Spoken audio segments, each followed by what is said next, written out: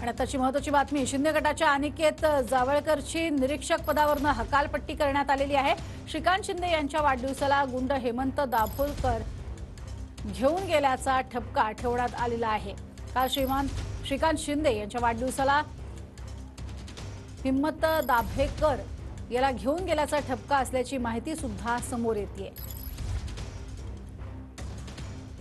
शिंदे गटाच्या अनिकेत जावळकरची पश्चिम महाराष्ट्र निरीक्षक पदावरून हकालपट्टी करण्यात आलेली आहे। श्रीकांत शिंदे यांच्या वाढदिवसाला गुंड हेमंत दाभेकरला घेऊन गेल्याचा ठपकाही त्याच्यावरती ठेवण्यात आलेला आहे। आज संजय राऊतांनी एक फोटो ट्विट करत हे कोण आहे हे ओळखा असं म्हणत एका चेहऱ्याला गोल केलेला होता।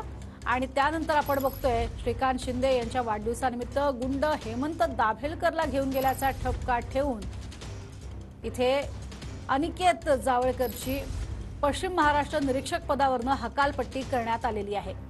श्रीकांत शिंदे यांच्या वाढदिवसानिमित्त काल अभिष्ट चिंतन करण्यात आलं होतं आणि त्यावरून संजय राऊतांनी जोरदार टीकाही केली होती आणि हाच फोटो त्यांनी ट्विट केलेला होता। या फोटोमधून त्यांनी सवाल केलेला होता की या फोटोतली व्यक्ती कोण आहे हे तुम्ही ओळखा।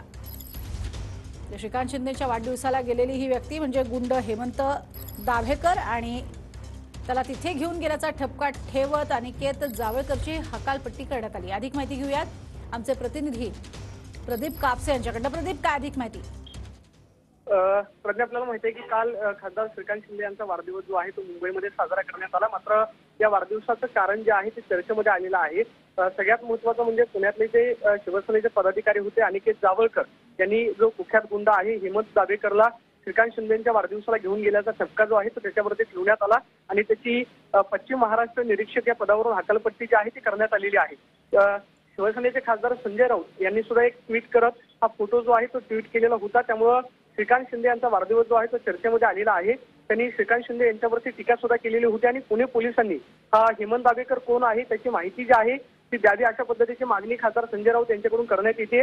मात्र अनिकेत जावळकर हे श्रीकांत शिंदे यांच्या भेटीसाठी हेमंत दाभेकरला घेऊन त्याचा ठपका जो आहे तो त्यांच्यावरती ठेवण्यात आला। हेमंत दाभेकर हा शरद मोहोळ यांचा साथीदार होता अशा पद्धतीची माहिती आहे। त्याचबरोबर किशोर मारणे हत्या प्रकरणामध्ये जन्मठेपेची शिक्षा जी आहे ती सुद्धा हेमंत दाभेकरला सुनावण्यात आलेली होती। सध्या तो जामिनावरती बाहेर आहे। मात्र खंडणी त्याचबरोबर अपहरण यासारखी इतर गंभीर गुन्हे जे आहेत ते हेमंत दाभेकरवरती दाखल असल्याची माहिती सध्या मिळते। मात्र सगळ्यात महत्त्वाचं म्हणजे हेमंत दाभेकरला श्रीकांत शिंदे यांच्यापर्यंत जो कार्यकर्ता घेऊन गेलेला होता त्याची सध्या पश्चिम महाराष्ट्र निरीक्षक या पदावरून हकालपट्टी करण्यात आलेली आहे।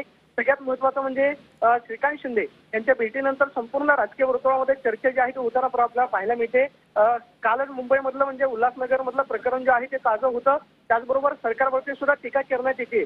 खासदार संजय राऊत यांनी टीका केलेली आहे की गुंडांना नेमकं कोण पोचतं हे सध्या आता देवेंद्र फडणवीस यांना माहिती व्हायला हवं अशा पद्धतीची टीका संजय राऊत यांच्याकडून करण्यात येते। मात्र हेमंत दाभेकर हा जो गुंड आहे त्याला श्रीकांत शिंदे यांच्यापर्यंत ज्या कार्यकर्त्यांना पोहोचवलेलं होतं ज्याच्यावरती ठपका ठेवण्यात आलेला होता त्याची सध्या हकालपट्टी करण्यात आलेली आहे। मात्र या संपूर्ण प्रकरण जे आहे ते चर्चेमध्ये येताना पाहायला मिळते कारण उल्हासनगरचं प्रकरण ताजं असताना मध्यंतरी शरद मोहोळची हत्या झालेली होती। त्यामुळे संपूर्ण राज्यामध्ये कायदा आणि सुव्यवस्थेवरती एक प्रश्नचिन्ह उपस्थित करण्यात येत आहे। मात्र श्रीकांत शिंदे यांच्यापर्यंत ज्यांनी पोहोचवले त्याची हकालपट्टी करण्यात येते। तुर्तास धन्यवाद या संपूर्ण माहितीसाठी प्रदीप।